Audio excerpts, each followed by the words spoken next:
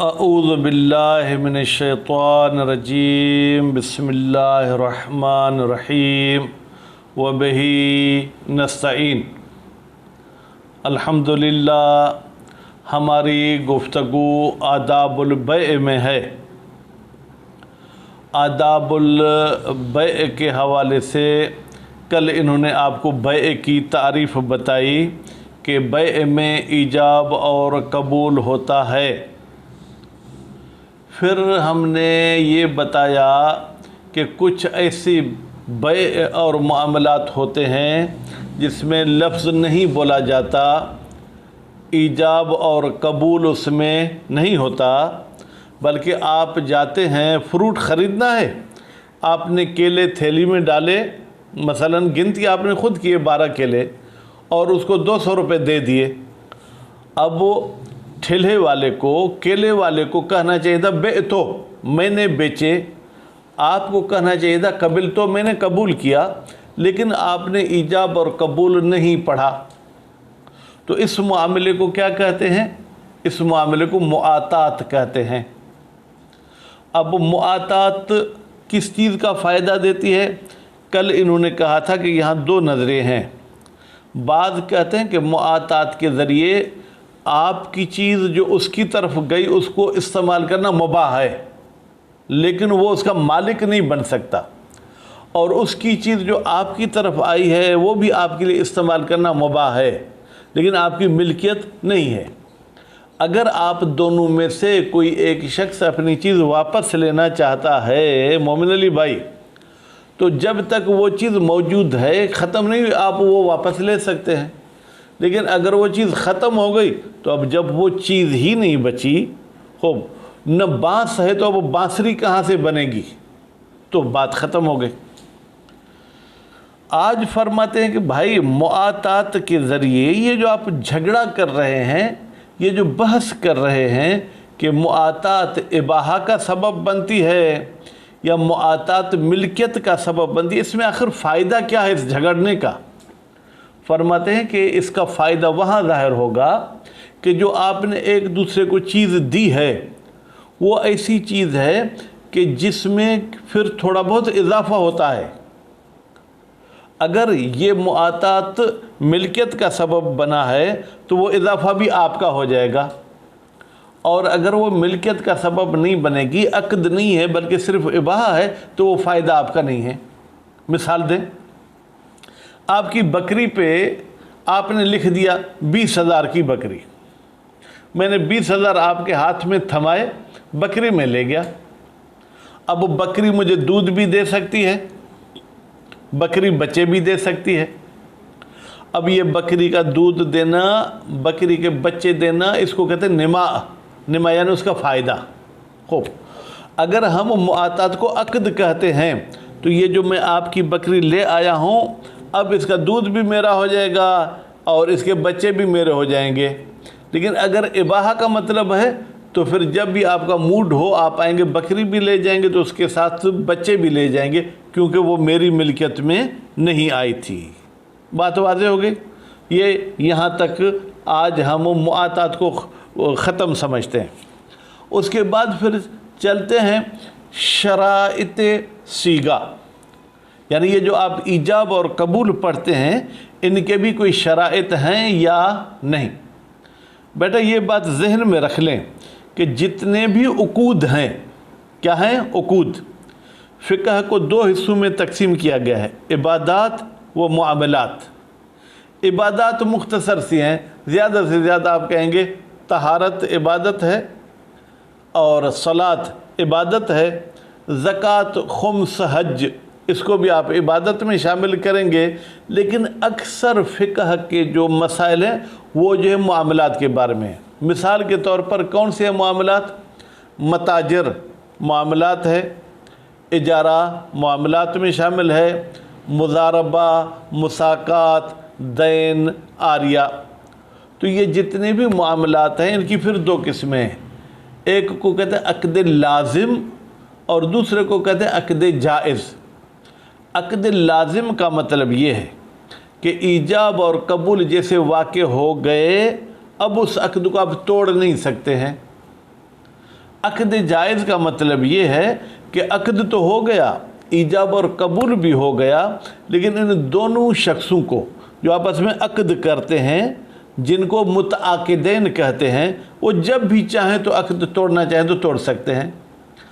आपने मुझे कहा कि ये कलम तो दें, मैं इस्तेमाल करूं, मैंने आपको कलम दिया, इस अक़द को कहते आरिया, यानी उधार के तौर पर दिया है। अब आप कोई टॉफ़ी खा रहे थे, आपने मुझे ऑफ़र नहीं की, मुझे गुस्सा आ गया कि मेरा कलम इस्तेमाल कर रहा है और टॉफ़ी की मुझे ऑफ़र भी नहीं करता है। ठीक, मैंने कहा भाई मुझे अपना कलम दो, तो मैं ले सकता हूँ, क्योंकि आरिया अक़द लाज़िम नहीं था, अक़द जायज़ था। जो उक़ूद लाज़िम होते हैं फिर उनमें ईजाब और कबूल के शराइत में से अहम शर्त ये है कि ईजाब और कबूल अरबी में होने चाहिए, जैसे निकाह हर जगह आप मौलवी अरबी में पढ़ते हैं, और उसके सीगे ईजाब और कबूल दोनों के सीगे माजी में होने चाहिए। अनकह तो आप कहते हैं, अनकह तो फ़ेल माजी वाहिद मुतकल्लिम का सीगा है, वहीं पर आप उनके हो नहीं कहते हैं, बे तो कहते हैं, मैं बेचा, मैंने बेचा, अभी वो नहीं कहते को। तो फरमाते हैं कि इन सीगों के लिए शर्त है कि ये माजी के सीगे होने चाहिए और जो है क्या वो अरबी में होने चाहिए।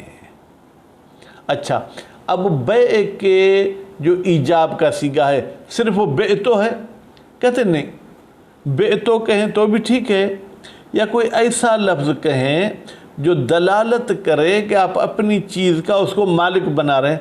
मलक तो कह, मैंने तुझे मालिक बनाया अपनी बकरी का, वो भी कहता है कबिल तो, मैंने कबूल किया मालिक बनना। ठीक है, उसके बाद फिर फरमाते हैं कि कानून ये है कि ईजाब मुक़द्दम होना चाहिए और कबूल मुअख्खर होना चाहिए।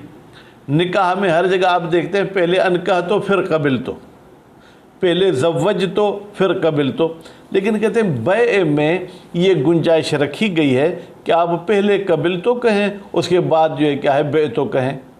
अलबत्ता मुमकिन है कबिल तो के लफ्ज़ में इश्काल हो, क्योंकि कबिल तो वहाँ कहा जाता है जब सामने वाले ने कुछ कहा हो। आप वहाँ पर यूँ कहें इश्तरी तो मिन के शात, मैं तुझसे ये बकरी ख़रीद कर रहा हूँ, तो आप भी कहेंगे बे तो, मैंने भी बेच दी। तो ईजाब से कबूल को मुक़द्दम करने की गुंजाइश है, जबकि निकाह वगैरह में इस किस्म की कोई गुंजाइश नहीं है। बात समझ में आई या नहीं आई, पहले तो आप ये बताएं। समझ में आ गई? चलें तो अभी हम चलते हैं जनाब इबारत की तरफ। इबारत पे पूरी तवज्जो देनी है। वतज़हरुल फ़ाइदतो, जब आप मुबाहिसा करें बेटा तो हर एराब पे भी आपकी नज़र होनी चाहिए। मसलन मैंने फ़ाइदतो को मरफू पढ़ा तो आपको ज़हन में इससे रफ़ा की इल्लत आनी चाहिए कि क्यों रफ़ा पढ़ा गया, और ज़ाहिर होता है फ़ायदा किसका, मुआतात का, कि ये मुआतात मुफीद मिल्क है या मुआतात सिर्फ इबाहा का सबब बन गया। फिर निमाए, जब दोनों एवज़ैन में कोई फ़ायदा हो, फ़लसानी, तो दूसरे नज़रिए के मुताबिक जब ये मिल्क का फ़ायदा देगी, हुवा लिल काबिज़, बेटा हुवा की ज़मीर जाएगी निमा की तरफ। ये निमा किसके, काबिज़, यानी जिसने ये चीज़ ली है। खूब मतहक्को के लुज़ूम, अलबत्ता जब वो अक़द लाजिम हो चुका हो, बादहू, उस निमा के बाद, बादहू की ज़मीर बेटा कहाँ जाएगी, निमा की तरफ जाएगी।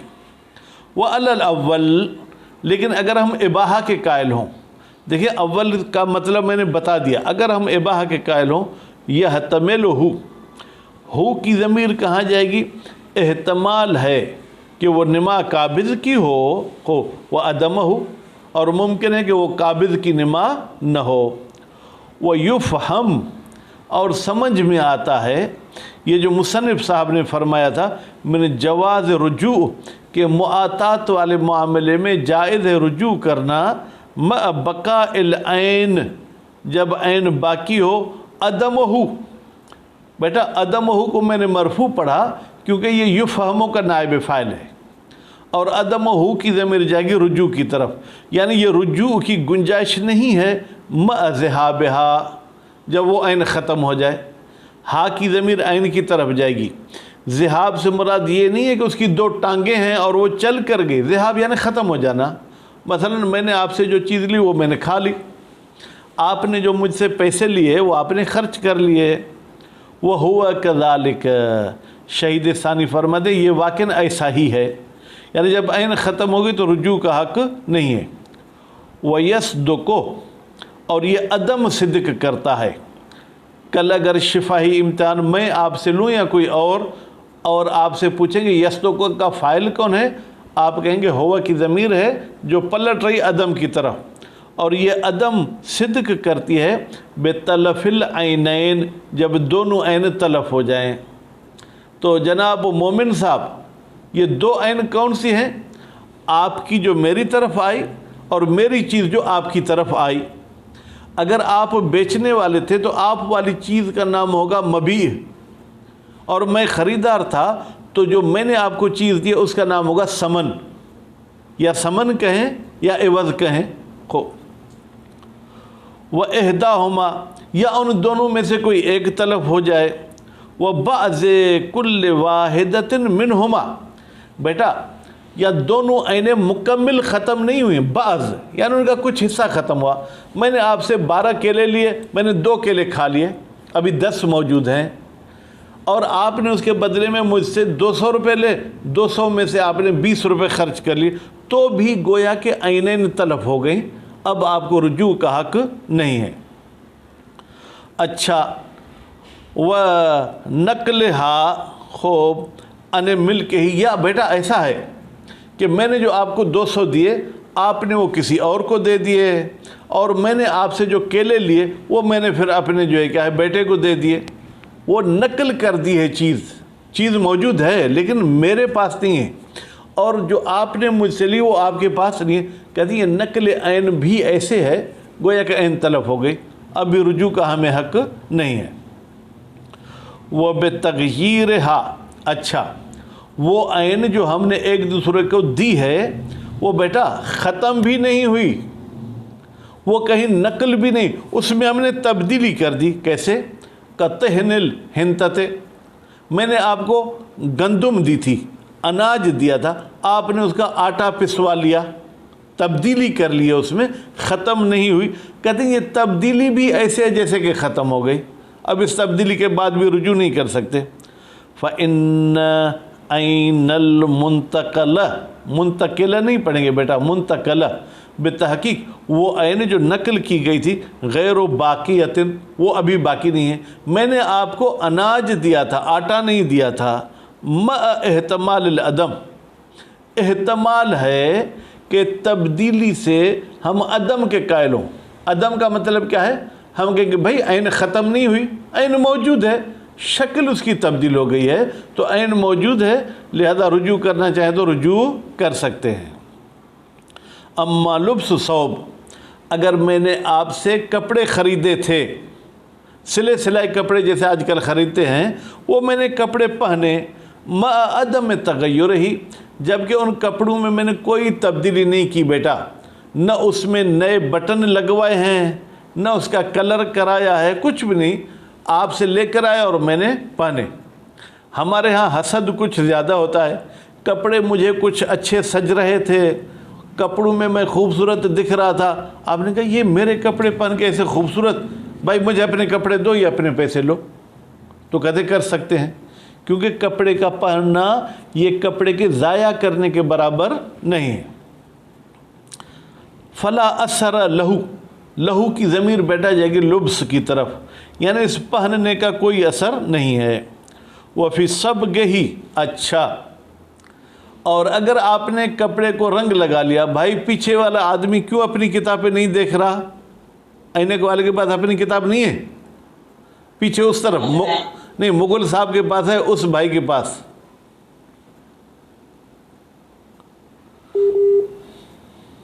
خوب، لگتا ہے اب آپ لوگوں کی آواز کٹ گئی۔ اچھا، فرماتے ہیں کہ اگر اس کپڑے کو استنجا کے رنگ کروایا تھا، وَكَسْرِهِ، یا وہ دردی سے جا کے کٹوا لیے تھے، وہ تفصیل ہی، یا وہ کپڑے پہلے بند تھے اس نے تھیلی سے نکال کے کھول لیے، وہ خیاطت ہی، اور ان کپڑوں کی سلائی کرا لی، وہ نحو ذالک، اس قسم کی اور جو ہے تبدیلیاں اس نے کرا لی.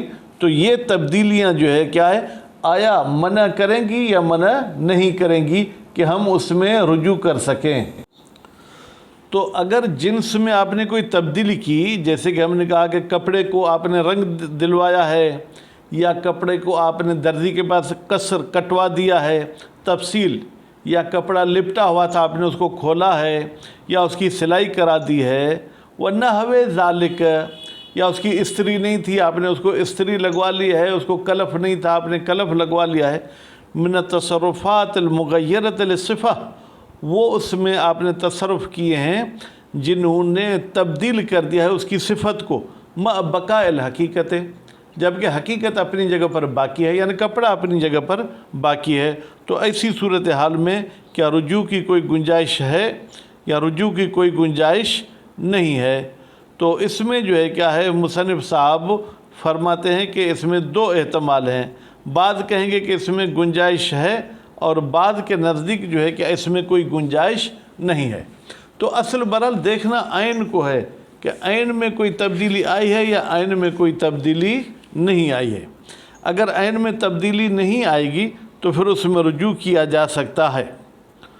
خوب، اس کے بعد پھر فرماتے ہیں کہ وَعَلَى تَقْدِيرِ رُجُوعِ فِي الْعَيْنِ، جب ہم فرض کر لیں کہ آپ عین میں رجوع کر سکتے ہیں، وَقَدْ اسْتَعْمَلَهَا، جبکہ اس عین کو استعمال کیا ہے، من اس شخص نے، انتقلت، وہ عین منتقل ہوئی ہے، الیہ اس شخص کی طرف، یأخذها بغیر اجرت، اب کیا آپ اسے اجرت لے سکتے ہیں کہ 2 دن آپ نے کپڑے پہنے ہیں، ان کے مجھے پیسے دو؟ کہتے نہیں، اجرت کس چیز کی؟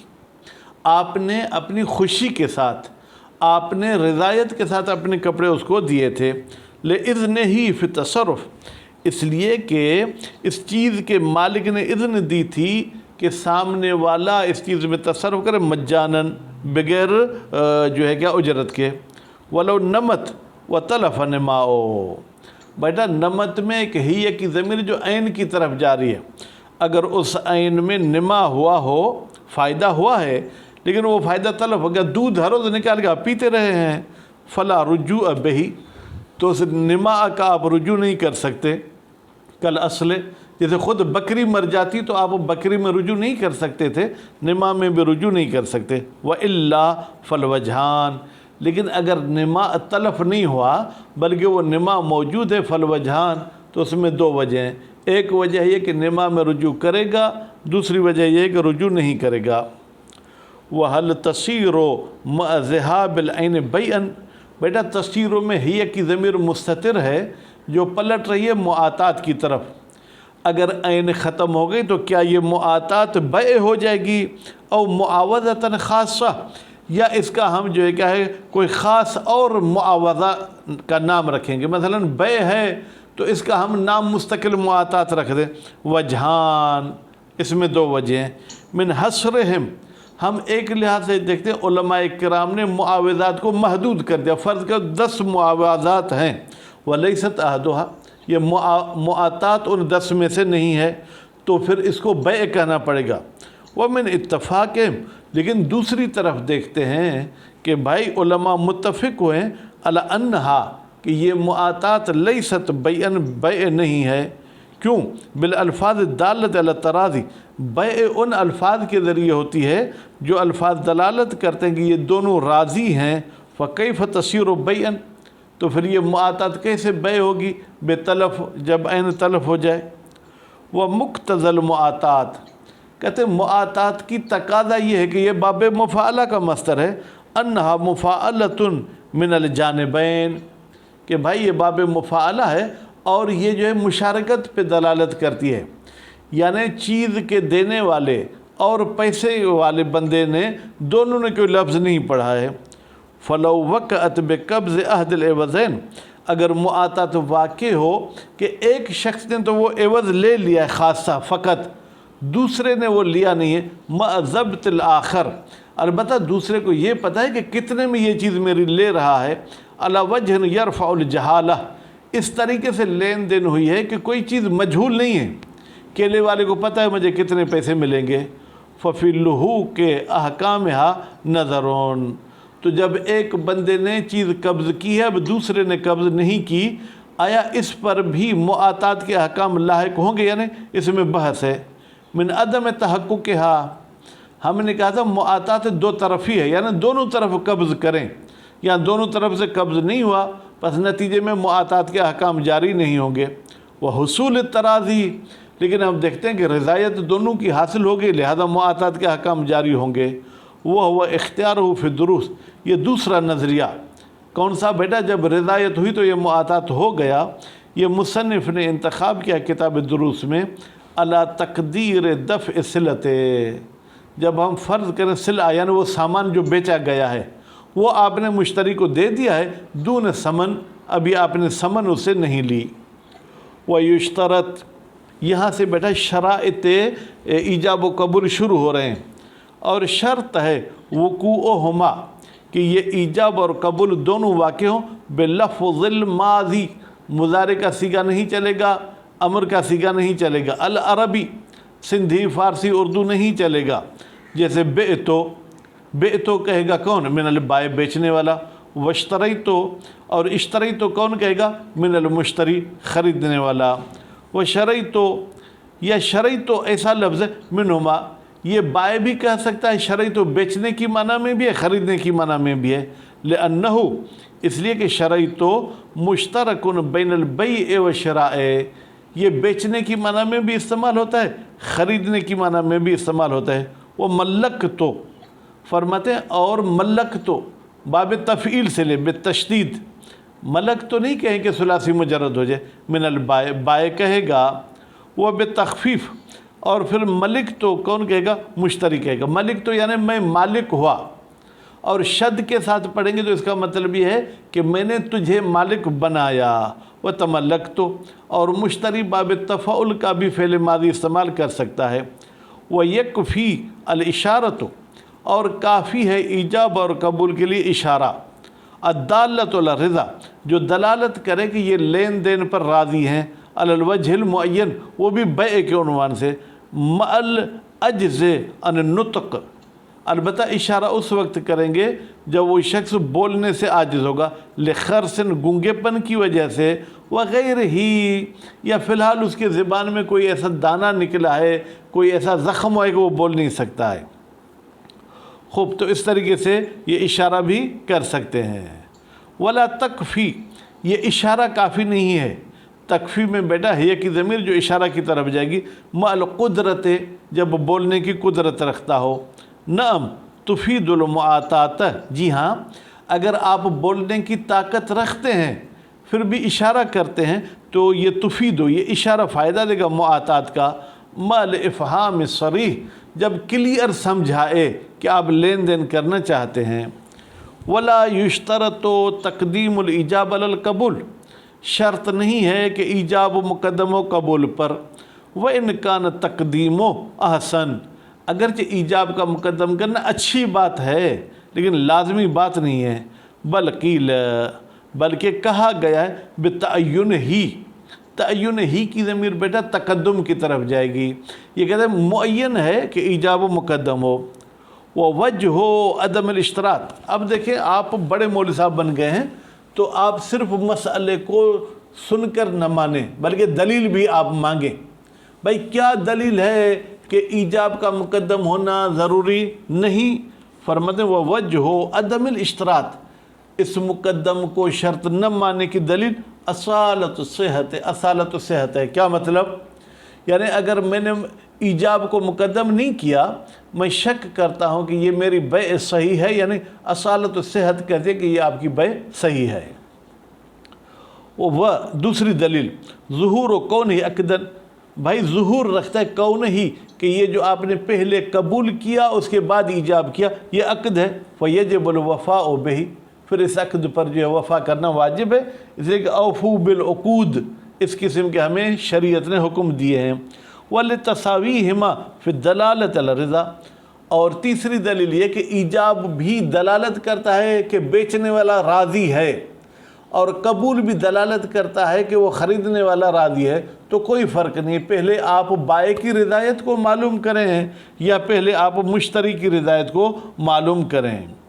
وہ تساوی المالکین، چوتھی دلیل، بھائی بیچنے والا اپنی چیز دینے میں اختیار رکھتا ہے، خریدنے والا اپنے پیسے دینے میں اختیار رکھتا ہے۔ وہ تساوی المالکین، دونوں مالک، بیچنے والا چیز کا مالک، خریدنے والا پیسے کا مالک، دونوں مساوی ہیں فی نقل ما یملکہ الی الآخر، کہ وہ منتقل کریں اس چیز کو جس کے وہ مالک ہیں دوسرے کی طرف۔ وہ وجہ تعیین، اب چلتے ہیں دوسرے علماء کی طرف جو کہتے ہیں معین ہے کہ ایجاب مقدم ہو۔ ان کی دلیل کیا ہے؟ کہتے ہیں شک کو فی ترتب الحکم، بھائی ہمیں شک ہوتا ہے کہ بیع والا حکم مترتب ہوگا مع تأخر ہی، جب ایجاب مؤخر ہو اور قبول مقدم ہو۔ وہ مخالفت للاصل، اور دوسری دلیل یہ کہ ایجاب کو مؤخر کرنا یہ اصل کے خلاف ہے، اصل قانون یہ ہے کہ ایجاب مقدم ہونا چاہیے۔ اور تیسری دلیل ولدلالت مفہوم القبول، بھائی جب بھی آپ کہتے ہیں میں نے قبول کیا، اس کا مطلب ہے کہ اس سے پہلے کوئی چیز واقع ہوئی ہے، پس پہلے ایجاب ہوگا تو آپ قبول کریں گے۔ علی ترتب علی الایجاب، کہ یہ قبول مترتب ہے ایجاب پر، کیوں؟ لأنہ، اس لیے کہ یہ قبول رضن، یہ راضی ہونا ہے بہی اس ایجاب پر۔ وہ من ہو، کہتے ہیں یہ جو ہم نے دلیل دی ہے کہ ایجاب مقدم ہونا چاہیے، یظہر، ظاہر ہوتا ہے وجہ الحسن، کہ بھائی کیوں اچھی بات ہے کہ ایجاب مقدم ہونا چاہیے۔ وہ محل الخلاف، کہتے ہیں یہ جو ہم اختلاف کر رہے ہیں کہ آیا ایجاب مقدم ہو یا قبول، یہ اس صورت میں ہے ما لو وقع القبول بلفظ اشتریتو، اگر قبول کو آپ اشتریتو کے ساتھ کہیں، کما ذکرہ، جیسے کہ مصنف نے ذکر کیا، او ابتعتو، یا ابتعتو کے ساتھ کہیں، یا تملکتو کے ساتھ کہیں، لا بقبلتو و شبہو، لیکن قبلتو یا شبیہ ہے قبلتو، مثلا رضیتو میں راضی ہوا، اس میں ہمارا اختلاف نہیں ہے۔ کیوں بھائی؟ اس لیے کہ قبلتو تو ہمیشہ ایجاب کے بعد ہوگا، وہ ایجاب سے پہلے نہیں ہو سکتا ہے۔ وَإِنْ أَضَافَ إِلَيْهِ بَاقِيَ الْأَرْكَانِ، اگرچہ یہ شخص اضافہ کرتا ہے اس قبول کی طرف دوسرے ارکان کو، مثلا قبل تو 100 روپے میں کہ میں آپ سے کیلے لے رہا ہوں، لأنه صریح، اس لیے کہ یہ قبل تو صراحت رکھتا ہے فی البناء علی امر، کہ بھائی آپ بنا رکھ رہے ہیں ایک ایسی چیز پر لم یکن، جو ابھی واقع نہیں ہوئی۔ پس برادران، آپ سے اگر کوئی پوچھے کہ ایجاب پر قبلتو کو مقدم کر سکتے، آپ کہیں گے قبلتو رضیتو کو مقدم نہیں کر سکتے، لیکن ملکتو، تملکتو، اس قسم کے الفاظ میں اختلاف ہے کہ آیا وہ ایجاب پر مقدم ہو سکتے ہیں یا ایجاب پر مقدم نہیں ہو سکتے ہیں۔ وصلی اللہ علی محمد و آل محمد۔